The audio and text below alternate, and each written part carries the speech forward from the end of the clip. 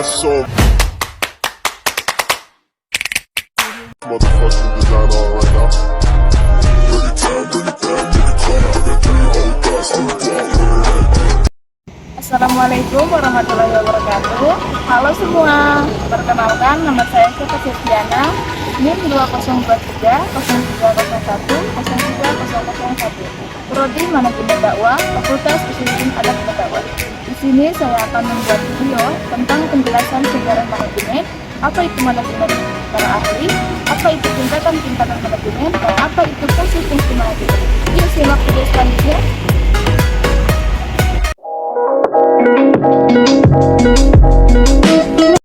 Dasar-dasar manajemen Islam. Apa sih itu manajemen? Manajemen adalah ilmu dan seni dalam proses pengelolaan sumber daya manusia yang terbatas secara efektif dan efisien untuk mencapai tujuan. Kemudian ada 5 para ahli yang mendefinisikan pengertian manajemen, yaitu yang pertama adalah menurut Jersey dan Lenhart. Manajemen adalah proses bekerja sama antara individu dan kelompok beserta sumber daya lainnya dalam mencapai tujuan organisasi. Proses ini dimaknai sebagai fungsi dan aktivitas yang dilaksanakan oleh pemimpin dan para anggotanya dalam bekerja sama agar tujuan organisasi dapat tercapai. Yang kedua adalah menurut Kamars. Manajemen adalah usaha-usaha memanfaatkan sebagai sumber daya yang bersifat fisik maupun non-militer fisik untuk menyelesaikan suatu pekerjaan atau masalah dengan baik. Yang ketiga adalah menurut Terry. Manajemen adalah kemampuan mengarahkan dan mencapai hasil yang diinginkan dengan menggunakan usaha-usaha manusia dari sumber daya lainnya. Kemudian yang keempat adalah menurut Winardi. Manajemen adalah sebuah proses yang khas dan terdiri dari tindakan-tindakan perencanaan, pengorganisasian, penggelapan, serta pengawasan yang dilakukan untuk menentukan dan mencapai sasaran yang telah ditetapkan melalui pemanfaatan sumber daya manusia dan sumber-sumber lain. Dan yang kelima adalah menurut Follett and Denning. Manajemen adalah seni menyelesaikan pekerjaan melalui orang lain, dalam hal ini seseorang manajer yang bertugas mengatur dan mengarahkan orang lain untuk mencapai tujuan organisasi. Lalu ada juga manajemen secara umum. Apa sih manajemen secara umum? Manajemen secara umum dapat diartikan aktivitas manajemen tidak hanya sekadar merencanakan dan mengelola saja, namun juga melibatkan aktivitas lainnya, seperti mengambil keputusan, menentukan berkomunikasi dengan stakeholder, serta memonitor progres. Nah, kemudian adalah sejarah manajemen menurut teori. Yang pertama adalah teori sejarah manajemen pendekatan klasik pada akhir abad ke-19 hingga awal abad ke-20. Teori pendekatan klasik ini mempunyai 2 teori sejarah manajemen. Yang pertama adalah teori manajemen ilmiah. Menurut Frederick Taylor, pengembangan manajemen ilmiah yang berfokus pada efisiensi operasional dan peningkatan produktivitas dengan menerapkan metode ilmiah. Lalu yang kedua adalah teori administrasi umum. Menurut Henry Fayol, ia membawa konsep administrasi umum dengan menekankan fungsi manajemen, seperti perencanaan, pengorganisasian, pengarahan, dan pengendalian. Yang kedua adalah teori sejarah manajemen pendekatan manusia, dekade 1920 sampai 1930, yang dimana teori pendekatan manusia ini mempunyai teori hubungan manusia.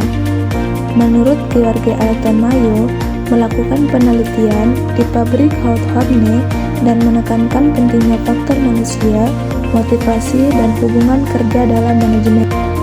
Lalu yang ketiga adalah teori sejarah manajemen pendekatan sistem, dekade 1950 dan seterusnya. Teori pendekatan sistem ini mempunyai teori sistem. Teori sistem memperlakukan organisasi sebagai sistem yang kompleks dengan komponen yang saling terhubung, dan teori ini mempengaruhi cara memahami interaksi dalam organisasi. Kemudian yang keempat adalah teori sejarah manajemen pendekatan kontingensi, dekade 1960 dan seterusnya. Teori pendekatan kontingensi ini mempunyai teori kontingensi. Teori ini menekankan bahwa tidak ada pendekatan manajemen yang universal. Pendekatan yang tepat tergantung pada situasi dan konteks tertentu. Kemudian yang kelima adalah teori sejarah manajemen, pendekatan manajemen modern, dekade 1980 dan seterusnya. Teori pendekatan manajemen modern ini mempunyai teori manajemen strategis, yang dimana manajemen strategis ini berfokus pada perencanaan jangka panjang, strategi, dan adaptasi terhadap perubahan lingkungan bisnis. Itulah tadi penjelasan tentang sejarah manajemen, apa itu manajemen, dan manajemen menurut para ahli. Next, saya akan menjelaskan lagi tentang fungsi-fungsi manajemen dan tingkatan-tingkatan manajemen. Fungsi-fungsi manajemen ini tak kalah penting, yang bertujuan untuk mengkoordinasikan dan menyelaraskan kegiatan. Menurut Berger Terry, manajemen memiliki 4. Yang pertama itu ada planning atau perencanaan, yang kedua ada organizing atau pengorganisasian, yang ketiga ada outputting atau pengarahan, dan yang keempat ada controlling atau pengendalian. Sebelum saya menjelaskan secara jelas tentang fungsi-fungsi manajemen, terlebih dahulu saya akan menjelaskan pengertian dari fungsi-fungsi manajemen menurut para ahli. Ada 3 para ahli yang mendefinisikan pengertian fungsi-fungsi manajemen. Yang pertama adalah menurut Henry Fayol. Fungsi-fungsi manajemen merupakan dari suatu aktivitas yang dilakukan dengan merencanakan, mengorganisasikan, mengatur sumber daya manusia, sampai dengan pengendalian. Kemudian yang kedua adalah menurut Luther Bullitt. Fungsi-fungsi manajemen adalah suatu bidang ilmu pengetahuan yang berusaha secara sistematis untuk memahami mengapa, bagaimana manusia bekerja dan membuat sistem kerjasama ini lebih manfaat bagi kemanusiaan. Dan yang ketiga adalah menurut S.P. Siagian. Fungsi-fungsi manajemen adalah kemampuan atau keterampilan untuk memperoleh suatu hasil dalam rangka pencapaian tujuan yang telah ditentukan sebelumnya dengan menggunakan kegiatan orang lain. Kemudian masuk di penjelasan fungsi-fungsi manajemen. Fungsi manajemen yang pertama adalah planning atau perencanaan. Planning atau perencanaan adalah pemikiran hari depan. Perencanaan berarti pengelolaan, membuat keputusan, suatu prosedur yang formal untuk memperoleh hasil nyata. Dalam berbagai bentuk keputusan, menurut sistem yang terintegrasi, dalam artian akan mengalami perubahan sewaktu-waktu, sesuai dengan kondisi atau situasi pada saat itu. Kemudian, fungsi manajemen yang kedua yaitu organizing atau pengorganisasian. Jadi di sini lebih jelas dikatakan bahwa pengorganisasian akan dilaksanakan setelah adanya perencanaan.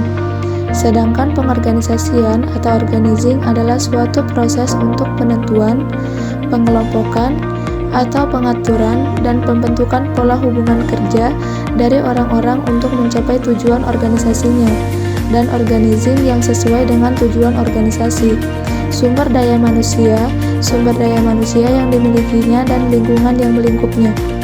Lalu, fungsi-fungsi manajemen organizing mempunyai 6 elemen organizing, yaitu adalah elemen yang pertama adalah elemen spesialis atau specialization.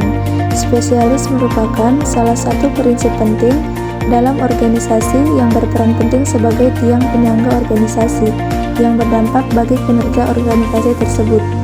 Yang kedua adalah elemen departementalisasi. Ia merujuk pada proses pengelompokan aktivitas menjadi sejumlah departemen. Departementalisasi ini membantu sebuah organisasi yang bertujuan untuk pembebanan biaya overhead pabrik dengan adil dan teliti. Elemen yang ketiga adalah elemen rantai komando. Ia merupakan gens yang tidak putus dari wewenang yang terentang dari puncak organisasi ke eselon terbawah dan memperjelas siapa melapor ke siapa yang lebih jelasnya dengan hubungan antar anggota organisasi berdasarkan tingkatan atau posisi kewenangan. Yang keempat adalah elemen rentang kendali. Rentang kendali adalah jumlah pegawai atau bawahan yang dapat dikendalikan secara efektif oleh seorang manajer atau supervisor pada satu waktu. Kemudian elemen yang kelima adalah elemen sentralisasi dan desentralisasi. Sentralisasi berarti kewenangan dan pengelolaan pemerintah hanya terpusat di satu pihak, biasanya pemerintah pusat. Sedangkan desentralisasi berarti kewenangannya dibagi ke beberapa pihak, biasanya lembaga atau pemerintah daerah.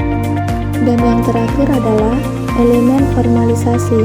Formalisasi merupakan proses penyelenggaraan melalui aturan-aturan, prosedur, instruksi, dan komunikasi yang telah dilakukan. Setelah itu adalah fungsi manajemen yang ketiga, yaitu actuating atau pelaksanaan dan pengarahan. Actuating adalah suatu upaya untuk menggerakkan seluruh anggota kelompok agar bersedia bekerja sama dalam mencapai tujuan yang diinginkan. Kegiatan ini memiliki peran yang sangat penting dalam proses manajemen suatu organisasi ataupun perusahaan. Peran manajer yang mampu mengarahkan atau memberi arahan kepada sumber daya manusia sebagai pegawai perusahaan agar pegawai yang bersangkutan dapat menyelesaikan tugasnya dengan baik. Kemudian, pemimpin memberikan kesempatan kepada para bawahannya untuk mengembangkan diri sesuai dengan potensinya masing-masing. Misalnya dengan selalu memberikan kesempatan kepada para pegawai untuk mengikuti pelatihan diri kegiatan lainnya untuk meningkatkan keterampilan dan wawasan. Dan yang terakhir adalah fungsi manajemen yang keempat, yaitu controlling atau pengendalian. Controlling adalah suatu proses di mana manajer memonitor dan menjalankan efisiensi dan efektivitas perusahaan dan seluruh anggota organisasi mengarahkan aktivitas mencapai sasaran organisasi, yang artinya controlling adalah mengontrol atau memantau dan memastikan bahwa semua kegiatan yang telah melewati pada fungsi manajemen sebelumnya berjalan sesuai dengan target dan juga sesuai standar. Setelah fungsi-fungsi manajemen, kemudian penjelasan tingkatan-tingkatan manajemen. Yang pertama adalah tingkatan manajemen puncak atau top manajemen. Ia adalah tingkatan yang pertama kali menduduki level paling atas, yaitu top manajemen. Dalam tindakan ini, top manajemen masuk kedudukan paling tertinggi sehingga mengawasi semua manajer yang ada di bawahnya. Ada 3 berbagai jabatan yang menduduki posisi ini, diantaranya yaitu 1. Chief Financial Officer atau CFO, yang kedua adalah Chief Operating Officer atau COO, yang ketiga adalah Chief Executive Officer. Setelah itu, manajemen puncak memiliki fungsi dan tugas, diantaranya yaitu yang pertama, menetapkan tujuan dari organisasi tersebut dengan target waktu tertentu, baik itu dalam jangka waktu singkat maupun jangka panjang. Yang kedua, menjadi citra dari organisasi untuk berhubungan dengan para konsumen media sampai dengan investor terkait. Dan yang ketiga, membuat kebaikan serta rencana untuk tujuan kelompok atau perusahaan, karena perencanaan ini harus dibuat sebaik mungkin mengikuti visi misi yang ada. Kemudian yang kedua adalah manajemen menengah atau middle management. Manajemen menengah atau middle management berada di bawah level top management. Middle management bertanggung jawab kepada top management karena posisinya ditunjuk langsung oleh puncak manajemen lain. Kemudian di tingkat ini, manajemen tengah diberi wewenang untuk memantau manajemen yang di bawahnya. Contoh jabatan yang termasuk dalam manajemen menengah adalah kepala departemen, junior eksekutif, sampai dengan manajer cabang. Setelah itu, manajemen menengah memiliki 3 tanggung jawab. Yang pertama, memastikan seluruh kegiatan dan tiap departemen yang diserahi tanggung jawab untuk membuat perusahaan berjalan dengan baik dan mencapai tujuan bersama. Dan yang kedua, menjadi penghubung antara top manajemen dengan manajemen di bawahnya agar dapat melaksanakan perencanaan yang sudah ditetapkan dengan baik. Dan yang ketiga, penting juga untuk menjaga kinerja dari tenaga kerja agar tetap produktif.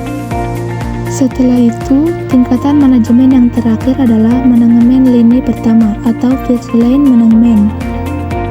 Manajemen lini pertama atau first line management adalah tingkatan manajemen terakhir atau level terendah adalah first line management.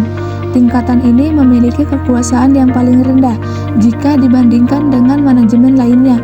Tanggung jawabannya itu adalah kinerja dari seluruh tim di bidang operasional. Manajemen lini pertama atau first line management memiliki 3 tugas, yakni yang pertama, menjadi pendengar dari berbagai masalah yang dialami seluruh pekerja di bidang operasional. Yang kedua, melaporkan kritik dan saran tersebut ke manajemen menengah. Dan yang ketiga, menetapkan suasana kerja yang harmonis dan nyaman. Itulah tadi penjelasan tentang manajemen, fungsi-fungsi manajemen, dan tingkatan-tingkatan manajemen.